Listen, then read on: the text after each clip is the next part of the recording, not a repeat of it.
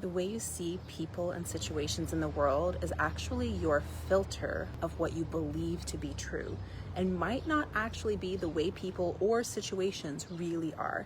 You can actually have a filter that you believe so firmly to be true that you can see the exact opposite of what you think, but you still hold on to what you think. For example, let's say you have this idea about this person that is just a complete asshole, and that's what you think about this person. This person could come up and say, hey, how are you doing? How's your family? Can I buy you lunch?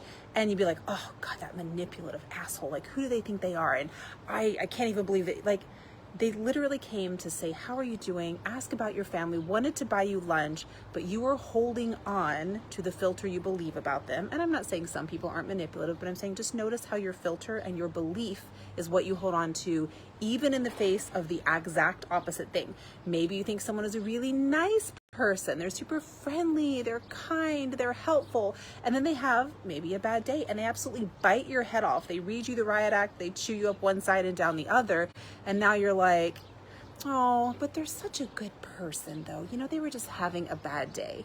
Now imagine if you switched those scenarios, right? If the person you thought was an asshole or was manipulative or whatever was, you know, reading you the riot act and then lashing out at you, obviously it's because what you believe is true.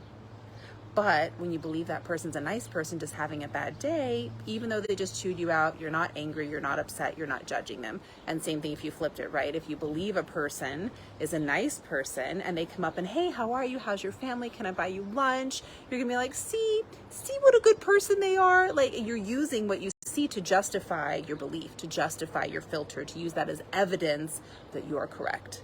So I'm just inviting you to notice what in your life only is true for you because of the filter that you're seeing it through, only because this is what you believe about it, and it might not actually be accurate. It could be something you think or believe about yourself, about others, about situations in life.